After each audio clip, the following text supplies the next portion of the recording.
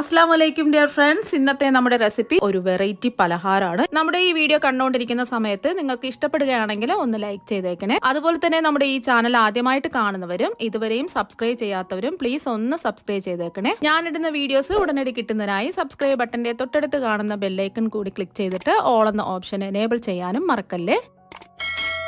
ആദ്യം തന്നെ ഇതിന് വേണ്ടിയിട്ട് ഒരു മിക്സിംഗ് ബൗളിൽ 1 കപ്പ് ഗോതമ്പ് പൊടി ഇട്ട് കൊടുക്കാം. ഞാനിവിടെ 250 ml കപ്പിന് 1 കപ്പ് ഗോതമ്പ് പൊടിയാണ് എടുത്തിട്ടുള്ളത്. ഇനി ഇതിലേക്ക് ഒരു 1/2 കപ്പ് റവയും കൂടി ഇട്ട് കൊടുക്കാം. വറുത്തതോ വറുക്കാത്തതോ ഏത് റവ വേണമെങ്കിലും എടുക്കാവുന്നതാണ്. ഇനി ഇതിലേക്ക് ആവശ്യത്തിനുള്ള ഉപ്പിട്ട് കൊടുക്കാം. ഞാനിപ്പോൾ ഒരു 1/4 ടീസ്പൂൺ ഉപ്പാണ് ഇട്ട് കൊടുക്കുന്നത്. കൂടി പോകരുത്, 1/4 ടീസ്പൂൺ ഉപ്പ് ഇട്ട് കൊടുത്താൽ മതിയാവും. ഇനി ഇതിലേക്ക് 1 ടീസ്പൂൺ നെയ്യ് ഒഴിച്ചു കൊടുക്കാം. നെയ്യിന് വരെ നിങ്ങൾക്ക് വേണമെന്നുണ്ടെങ്കിൽ എണ്ണ വേണമെങ്കിലും ഒഴിച്ചു കൊടുക്കാവുന്നതാണ്. നെയ്യ് ചേർത്ത് കൊടുക്കുമ്പോൾ ഒരു പ്രത്യേക ടേസ്റ്റ് ആണ് കിട്ടുന്നത്, അതുകൊണ്ടാണ് നെയ്യ് ചേർത്ത് കൊടുത്തത്. ഇനി നെയ്യും ഉപ്പും ഈ മാവിന്റെയും അതുപോലെ തന്നെ റവയുടെ എല്ലാ ഭാഗത്തും എത്തുന്നതിന് വേണ്ടിയിട്ട് കൈവച്ച് നല്ലതുപോലെ ഒന്ന് മിക്സ് ചെയ്തെടുക്കാം. ഇപ്പൊ ഒന്ന് മിക്സ് ചെയ്തെടുത്തിട്ടുണ്ട്. ഇനി ഇതിലേക്ക് ആവശ്യത്തിന് വെള്ളം ഒഴിച്ച് ഇതൊന്ന് കുഴച്ചെടുക്കാം. ആദ്യം ഒരു 1/2 കപ്പ് വെള്ളം ഒഴിച്ചു കൊടുക്കാം. വെള്ളം ഒരുമിച്ച് അങ്ങ് ഒഴിക്കാതെ കുറച്ച് വെള്ളം ഒഴിച്ച് ഇതൊന്ന് കുഴച്ചെടുക്കണം. ചപ്പാത്തി മാവിനേക്കാളും കുറച്ച് ലൂസായിട്ട് വേണം ഈ മാവൊന്ന് കുഴച്ചെടുക്കാൻ. കുറച്ച് വെള്ളത്തിന്റെ ആവശ്യം കൂടിയുണ്ട്. ബാക്കിയിരിക്കുന്ന 1/2 കപ്പ് വെള്ളം മുഴുവനും അങ്ങ് ഒഴിച്ചു കൊടുക്കാം. ഇനി നല്ലോണം ഒന്ന് കുഴച്ചെടുക്കാം. അപ്പൊ റവ ചേർത്തുകൊണ്ട് റവ ഒന്ന് കുതിർന്ന് കിട്ടാൻ ആവശ്യത്തിന് വെള്ളം നമുക്ക് ആവശ്യമായിട്ട് വരും. ഇപ്പൊ മാവൊന്ന് കുഴച്ചെടുത്തിട്ടുണ്ട്. എനിക്കിപ്പോ 1 കപ്പ് വെള്ളത്തിന്റെ ആവശ്യമേ വന്നിട്ടുള്ളൂ. അപ്പൊ നിങ്ങൾ ഒരുമിച്ച് അങ്ങ് വെള്ളം ഒഴിച്ച് കൊടുക്കരുത്. നമ്മൾ എടുക്കുന്ന ഗോതമ്പ് പൊടിക്കും റവയ്ക്കും വെള്ളത്തിന്റെ അളവ് വ്യത്യാസം ഉണ്ടാവും. അതുകൊണ്ട് കുറച്ച് വെള്ളം ഒഴിച്ച് വേണം ഇതൊന്ന് കുഴച്ചെടുക്കാൻ വേണ്ടിയിട്ട്. നമ്മൾ ചപ്പാത്തിക്കൊക്കെ കുഴച്ച് എടുക്കുന്നതിനേക്കാളും കുറച്ചൊന്ന് ലൂസായിട്ട് വേണം ഇതുപോലെ ഒന്ന് കുഴച്ചെടുക്കാൻ. ഇനി ഇതിലേക്ക് ഒരു 2 ടീസ്പൂൺ എണ്ണ കൂടി ഒഴിച്ചു കൊടുക്കാം. 1 മിനിറ്റ് ഒന്ന് നല്ലോണം ഒന്ന് കുഴച്ചെടുക്കുക. എണ്ണയ്ക്ക് പകരം നിങ്ങൾക്ക് വേണമെന്നുണ്ടെങ്കിൽ നെയ്യ് എടുക്കാവുന്നതാണ്. ഇപ്പൊ മാവ് 1 മിനിറ്റ് നല്ല സോഫ്റ്റ് ആയിട്ട് കുഴച്ചെടുത്തിട്ടുണ്ട്. അഥവാ നിങ്ങൾക്ക് ഒഴിച്ചു കൊടുത്ത വെള്ളം കൂടി പോയിട്ടുണ്ടെന്നുണ്ടെങ്കിൽ റവ ചേർത്ത് കൊടുക്കരുത്. അതിന് പകരം നിങ്ങൾ ഗോതമ്പ് പൊടി ചേർത്ത് ഇതുപോലെ ഒന്ന് കുഴച്ചെടുത്താൽ മതി. ഈ ഒരു പരുവത്തിന് വേണം കുഴച്ചെടുക്കാൻ. ഇനി മാവൊന്ന് സോഫ്റ്റ് ആയി കിട്ടുന്നതിന് വേണ്ടിയിട്ട് കുറച്ച് സമയം ഇതൊന്ന് മൂടി മാറ്റി വെക്കാം. ഇനി നമുക്ക് വേണ്ടത് ചക്കപ്പഴമാണ്. ഞാനിപ്പോ നല്ല പഴുത്തിട്ടുള്ള വരിക്ക ചക്കപ്പഴമാണ് എടുത്തിട്ടുള്ളത്. ഇതിന്റെ പുറത്തുള്ള ചകിടിയൊക്കെ മാറ്റിയിട്ടുണ്ട്. 15 ചക്കച്ചോളയാണ് എടുത്തിട്ടുള്ളത്. ഇനി ഇതിന്റെ ഉള്ളിലുള്ള ചക്കക്കുരുവൊക്കെ നമുക്ക് മാറ്റിയിട്ട് ഇത് ചെറുതായിട്ടൊന്ന് കട്ട് ചെയ്തെടുക്കാം. ഇപ്പൊ ചക്കപ്പഴം മുഴുവനും കട്ട് ചെയ്തെടുത്തിട്ടുണ്ട്. ഇനി നമ്മൾ കട്ട് ചെയ്തെടുത്ത ചക്കപ്പഴം മുഴുവനും ഒരു മിക്സിയുടെ ചെറിയ ജാറിലേക്ക് ഇട്ട് കൊടുക്കാം. ഇനി ഇത് ഒട്ടും വെള്ളം ഇല്ലാതെ വേണം ഇതൊന്ന് നല്ല പേസ്റ്റ് രൂപത്തിൽ അരച്ചെടുക്കാൻ വേണ്ടിയിട്ട്. ഇപ്പൊ ചക്കപ്പഴം അടിച്ചെടുത്തിട്ടുണ്ട്. ഒട്ടും കട്ടകളൊന്നും ഇല്ലതാ ഇതുപോലെ നല്ല പേസ്റ്റ് രൂപത്തിൽ വേണം ഇതൊന്ന് അടിച്ചെടുക്കാൻ. ഇനി ഒരു മിക്സിയുടെ ജാറിലേക്ക് 1 കപ്പ് തേങ്ങ ഇട്ട് കൊടുക്കാം. ഞാൻ ഇതുപോലെ ചെറിയ പീസായിട്ട് കട്ട് ചെയ്താണ് എടുത്തിട്ടുള്ളത്. ഇതിന്റെ ബ്രൗൺ ഭാഗമൊന്നും കളയേണ്ട ആവശ്യമില്ല. ഇനി നല്ലൊരു ഫ്ലേവർ ഒക്കെ കിട്ടുന്നതിന് വേണ്ടിയിട്ട് 3 ഏലക്കയും കൂടി ഇട്ട് കൊടുക്കാം. ഇനി ഇതൊന്ന് പൊടിച്ചെടുക്കാം. അപ്പൊ തേങ്ങ നല്ലോണം ഒന്ന് പൊടിച്ച് എടുത്തിട്ടുണ്ട്. ഈ ഒരു രീതിക്ക് വേണം പൊടിച്ചെടുക്കാൻ വേണ്ടിയിട്ട്. നല്ലതുപോലെ ഇതുപോലെ ഒന്ന് പൊടിച്ചെടുക്കുക. അപ്പൊ നമ്മൾ ചെറുകിയ തേങ്ങ വേണമെങ്കിലും എടുക്കാവുന്നതാണ്. അത് ജസ്റ്റ് ഒന്ന് പൊടിച്ചെടുത്താൽ മതിയാവും. അപ്പൊ അതാവുമ്പോൾ ഒരു 1.5 കപ്പ് തേങ്ങ ഒക്കെ എടുത്താൽ മതി. ഇനി ഒരു പാനിലേക്ക് 3/4 കപ്പ് പൊടിച്ച ശർക്കര ഇട്ട് കൊടുക്കാം. ഇനി ശർക്കര ഉരുക്കി എടുക്കുന്നതിന് ആവശ്യമായിട്ടുള്ള വെള്ളം ഒഴിച്ചു കൊടുക്കാം. ഒരു 3 ടേബിൾ സ്പൂൺ വെള്ളമാണ് ഒഴിച്ചു കൊടുക്കുന്നത്. ഒരുപാട് ആയി പോകരുത്. ഒരു 3 ടേബിൾ സ്പൂൺ വെള്ളം ഒഴിച്ചു കൊടുത്താൽ മതി. ഇനി ഇതൊന്ന് ഇളക്കി കൊടുക്കാം. പൊടിച്ച ശർക്കര ആയതുകൊണ്ട് പെട്ടെന്ന് തന്നെ ഉരുക്കി കിട്ടും. ഫ്ലെയിം മീഡിയം ഫ്ലെയിം വെച്ച് കൊടുക്കുക. ഈ ശർക്കര ഒന്ന് ഉരുക്കി വരട്ടെ. ഒരു നൂൽ പാവൊന്നും ആയി പോകരുത്. ജസ്റ്റ് ഒന്ന് ഉരുക്കിയെടുത്താൽ മാത്രം മതിയാവും. ഇപ്പൊ ശർക്കര എല്ലാം ഉരുക്കി കിട്ടിയിട്ടുണ്ട്. പ്രത്യേകം ശ്രദ്ധിക്കുക, ഒരു നൂൽ പാവൊന്നും ആവരുത്. ജസ്റ്റ് ഒന്ന് ഉരുക്കിയെടുത്താൽ മാത്രം മതി. ഇനി ഫ്ലെയിം ഓഫാക്കി ഇതൊന്ന് മാറ്റി വെക്കാം. ഇനി ഒരു പാനിലേക്ക് 1 ടീസ്പൂൺ നെയ്യ് ഒഴിച്ചു കൊടുക്കാം. ഇനി ഇതിലേക്ക് നമ്മൾ പൊടിച്ചു വെച്ച തേങ്ങ മുഴുവനും ഇട്ട് കൊടുക്കാം. ഇനി ഒരു മീഡിയം ഫ്ലെയിം വെച്ചിട്ട് ഈ തേങ്ങയുടെ വെള്ളത്തിന്റെ അംശമൊക്കെ ഒന്ന് മാറി കിട്ടുന്നത് വരെ ഇതുപോലെ ഒന്ന് വറുത്തെടുക്കാം. ഫ്ലെയിം കൂട്ടിയിടരുത്. ജസ്റ്റ് ഒന്ന് വെള്ളത്തിന്റെ അംശമൊക്കെ ഒന്ന് മാറി കിട്ടിയാൽ മാത്രം മതി. ഒരു 2 മിനിറ്റ് ഒക്കെ ആയപ്പോൾ തേങ്ങയൊക്കെ ഒന്ന് ഡ്രൈ ആയി കിട്ടിയിട്ടുണ്ട്. ഇത്രയും മതി. ഇനി ഇതിലേക്ക് നമ്മൾ ഉരുക്കി മാറ്റി വെച്ചിരിക്കുന്ന ശർക്കര പാനി ഒഴിച്ചു കൊടുക്കുക. കല്ലും മണ്ണും അഴുക്കൊക്കെ ഉണ്ടെന്നുണ്ടെങ്കിൽ അരിച്ച് വേണം ഒഴിച്ചു കൊടുക്കാൻ വേണ്ടിയിട്ട്. ഇനി ഇതൊന്ന് ഇളക്കി കൊടുക്കാം.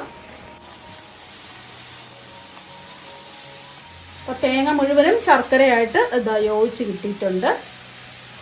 ഇനി ഇതിലേക്ക് നമ്മൾ ചക്കപ്പഴം അടിച്ചു വെച്ചത് മുഴുവനും അങ്ങ് ഒഴിച്ചു കൊടുക്കാം.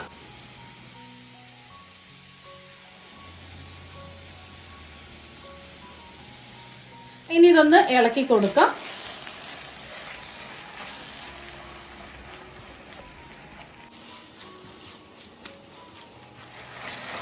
ഇപ്പൊ നമ്മൾ ഇളക്കി കൊടുക്കാൻ തുടങ്ങിയിട്ട് ഒരു 2 മിനിറ്റ് ഒക്കെ ആയിട്ടുണ്ട്. അപ്പൊ തന്നെ നല്ലൊരു മണമൊക്കെ വരുന്നുണ്ട്. കുറച്ചും കൂടെ ഒന്ന് കട്ടിയായി കിട്ടാനുണ്ട്. ഇനി ഇതിലേക്ക് 1 ടീസ്പൂൺ നെയ്യും കൂടി ഒഴിച്ചു കൊടുക്കാം. ആ നെയ്യ് ഒഴിച്ചു കൊടുക്കുമ്പോൾ പെട്ടെന്ന് തന്നെ എല്ലാം യോജിച്ച് കട്ടിയായി കിട്ടും. അപ്പൊ നെയ്യ് ചേർത്തതുകൊണ്ട് പാനിലൊന്നും ഒട്ടിപ്പിടിക്കാതെ പെട്ടെന്ന് തന്നെ ഇത് യോജിച്ച് കട്ടിയായി കിട്ടും. ഇപ്പൊ വീണ്ടും ഇളക്കി കൊടുക്കാൻ തുടങ്ങിയിട്ട് ഒരു 2 മിനിറ്റ് ആയി. ഇപ്പൊ പാനിൽ നിന്ന് ഇതാ ഒട്ടിപ്പിടിക്കാതെ ഒന്ന് വിട്ട് വന്നിട്ടുണ്ട്. ഈ ഒരു സമയം നമുക്ക് ഫ്ലെയിം ഓഫാക്കി കൊടുക്കാം. അപ്പൊ കണ്ടില്ലേ, ഈ ഒരു രീതിക്ക് വേണം നമുക്ക് കിട്ടാൻ വേണ്ടിയിട്ട്. ഇനി ഫ്ലെയിം ഓഫാക്കി കൊടുത്തതിന് ശേഷം നല്ലതുപോലെ ചൂട് മാറാൻ വേണ്ടിയിട്ട് നമുക്കിത് മാറ്റി വെക്കാം. ചൂട് മാറി കഴിയുമ്പോൾ കുറച്ചും കൂടെ ഒന്ന് കട്ടിയായി കിട്ടും. ഇപ്പൊ ഇതിന്റെ ചൂടൊക്കെ മാറി നല്ലോണം എന്താ കട്ടിയായി കിട്ടിയിട്ടുണ്ട്. എന്താ നമ്മൾ തൊട്ട് നോക്കുമ്പോൾ ഒട്ടും ഒട്ടിപ്പിടിക്കാതെ ഇതാ കറക്റ്റ് ആയിട്ട് ഇതാ കിട്ടിയിട്ടുണ്ട്. ഇനി ഇതിൽ നിന്നും കുറച്ച് മിക്സ് എടുക്കാം. ഇപ്പൊ ഇതാ ഒരു ചെറിയൊരു നാരങ്ങ വലിപ്പത്തിലുള്ള കുറച്ച് മിക്സ് ഇതാ എടുത്തിട്ടുണ്ട്. ഇതുപോലെ ഒന്ന് ഉരുട്ടിയെടുക്കാം. ഈ ഒരു രീതിക്ക് വേണം ഉരുട്ടിയെടുക്കാൻ വേണ്ടിയിട്ട്. ഇപ്പൊ മാവ് റെസ്റ്റ് ചെയ്യാൻ വെച്ചിട്ട് ഒരു 1/2 മണിക്കൂർ ഇതാ കഴിഞ്ഞിട്ടുണ്ട്. ഇപ്പൊ മാവ് ഇതാ നല്ല സോഫ്റ്റ് ആയിട്ട് കിട്ടിയിട്ടുണ്ട്. ഇനി ഇതിൽ നിന്നും കുറച്ച് മാവ് എടുക്കാം. ഇനി ഇതുപോലെ ഉരുളകളാക്കി എടുക്കാം. ഇപ്പൊ മാവ് ഇതാ ഒന്ന് ഉരുട്ടി എടുത്തിട്ടുണ്ട്. നമ്മള് ചക്കപ്പഴത്തിന്റെ മിക്സ് ഉരുട്ടി എടുത്തില്ലേ, ഒരു നാരങ്ങ വലിപ്പത്തില്, ആ വലിപ്പത്തിൽ വേണം ഈ മാവും ഉരുട്ടിയെടുക്കാൻ വേണ്ടിയിട്ട്. അപ്പൊ നമ്മൾ ഉരുട്ടിയെടുക്കുന്ന ഉരുളകൾ രണ്ടും മാവിന്റെ ഉരുളയും അതുപോലെ തന്നെ ചക്കപ്പഴത്തിന്റെ ഉരുളയും ഒരേ വലിപ്പത്തിൽ വേണം ഉരുട്ടിയെടുക്കാൻ വേണ്ടിയിട്ട്. ഉരുട്ടിയെടുത്തതിൽ നിന്നും ഒരു ഉരുള മാവ് കയ്യിൽ വെച്ച് ഒന്ന് പരത്തിയെടുക്കാം. മാവ് നല്ല സോഫ്റ്റ് ആയതുകൊണ്ട് തൊടുമ്പോ തന്നെ പരന്ന് വന്നോളും. ജസ്റ്റ് ഒന്ന് പരത്തി എടുത്തിട്ടുണ്ട്. ഇനി ചക്കപ്പഴത്തിന്റെ ഒരു ഉരുള വെച്ചു കൊടുക്കാം. ഇനി മാവ് എല്ലാ സൈഡിൽ നിന്നും ഇതുപോലൊന്ന് കൂട്ടി യോജിപ്പിച്ച് ഇതുപോലൊന്ന് ഉരുട്ടിയെടുക്കാം. ഈ ഒരു രീതിക്ക് വേണം ചെയ്തെടുക്കാൻ. ഇനി ഇതൊന്ന് പരത്തി എടുക്കുന്നതിന് വേണ്ടിയിട്ട് ഞാനിപ്പോ ഒരു വാഴയിലാണ് എടുത്തിട്ടുള്ളത്. ഇനി ഈ വാഴയിൽ കുറച്ച് എണ്ണ ഒന്ന് തടവി കൊടുക്കാം. വാഴയില ഇല്ല എന്നുണ്ടെങ്കിൽ പ്ലാസ്റ്റിക് ഷീറ്റോ അല്ലെങ്കിൽ പ്ലാസ്റ്റിക് കവറോ എന്തെങ്കിലും ഒന്ന് എടുക്കുക. ഇപ്പൊ എണ്ണ ഒന്ന് തടവി കൊടുത്തിട്ടുണ്ട്. ഇനി ഇതൊന്ന് പരത്തിയെടുക്കാം. മാവ് നല്ല സോഫ്റ്റ് ആയതുകൊണ്ട് അത് തൊടുമ്പോ തന്നെ പരന്ന് വന്നോളും.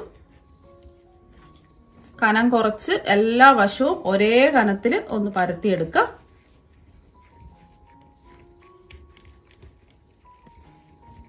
ഇപ്പൊ ഇതാ ഒന്ന് പരത്തി എടുത്തിട്ടുണ്ട്. ഇലയിൽ നിന്ന് ഈസി ആയിട്ട് ഇതാ വിട്ടുവരും. ആദ്യത്തെ ഒരു പ്രാവശ്യം മാത്രം വാഴയിലയിൽ എണ്ണ ഒന്ന് തടവി കൊടുത്താൽ മതി.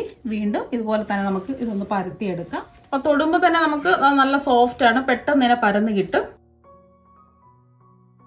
ഇപ്പൊ എല്ലാ വശവും ഒരേ കനത്തില് കനം കുറച്ച് പരത്തി എടുത്തിട്ടുണ്ട്.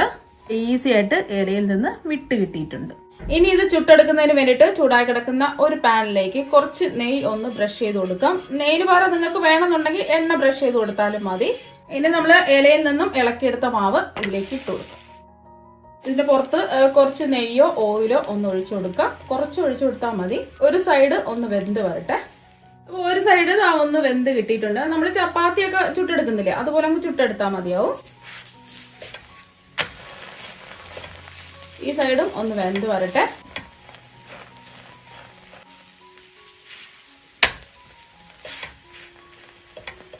അപ്പൊ രണ്ട് സൈഡും ഇതാ വെന്ത് കിട്ടിയിട്ടുണ്ട്. ഇനി ഇത് പാനിൽ നിന്ന് മാറ്റാം.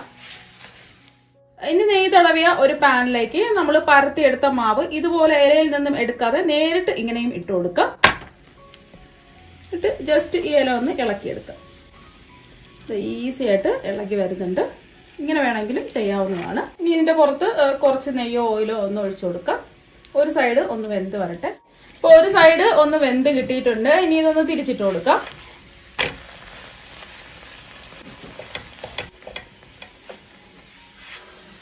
ഇപ്പൊ രണ്ട് സൈഡും ഇതാ വെന്ത് കിട്ടിയിട്ടുണ്ട്. ഇനി പാനിൽ നിന്ന് എടുത്തു മാറ്റാം. ഇപ്പൊ നമ്മുടെ പലഹാരം എല്ലാം ഇവിടെ റെഡി ആയിട്ടുണ്ട്. നല്ല സോഫ്റ്റ് ആണ്. മാത്രവുമല്ല ഇതിന്റെ ഉള്ളിൽ വെച്ചിരിക്കുന്ന ചക്കപ്പഴത്തിന്റെ ഫില്ലിങ്ങിന് ആ ഒരു പ്രത്യേക ടേസ്റ്റും കൂടിയാണ്. ഇപ്പൊ ചക്കപ്പഴം ധാരാളം കിട്ടുന്ന സമയമാണ്. ഇതുപോലെ വരിക്ക ചക്കപ്പഴം കിട്ടുന്ന സമയം ഇതുപോലെ വെറൈറ്റി ആയിട്ട് തയ്യാറാക്കി നോക്കാം. നമ്മുടെ വീട്ടിലുള്ള കുറഞ്ഞ ചെലവുകൾ വെച്ചിട്ട് പെട്ടെന്ന് തന്നെ ഇത് റെഡിയാക്കി എടുക്കാനും പറ്റും. ഇനി ഇതിൽ നിന്നും ഒരെണ്ണം എടുത്ത് കാണിച്ചു തരാം. കണ്ടില്ലേ എത്രമാത്രം സോഫ്റ്റ് ആണെന്നുള്ളത്. ഭക്ഷണം കഴിക്കാത്ത കുട്ടികൾ തീർച്ചയായും ഇത് കഴിച്ചു പോകും. കുട്ടികൾക്ക് മാത്രമല്ല എല്ലാവർക്കും ഒരുപോലെ ഇഷ്ടപ്പെടുന്ന ഒരു നാടൻ പലഹാരമാണ്. കടയിൽ നിന്ന് ഒരുപാട് കാശ് ചെലവാക്കി കെമിക്കൽ അടങ്ങിയ പലഹാരങ്ങൾ വാങ്ങിക്കൊടുക്കാതെ ഇതുപോലെ നാടൻ രീതിയിലുള്ള ഹെൽത്തി ആയിട്ടുള്ള പലഹാരങ്ങൾ തയ്യാറാക്കി കൊടുക്കുക. തീർച്ചയായും നിങ്ങൾക്ക് എല്ലാവർക്കും ഇഷ്ടപ്പെടും. അപ്പൊ നമുക്ക് മറ്റൊരു വെറൈറ്റി ഡിഷുമായിട്ട് വീണ്ടും കാണാം. താങ്ക്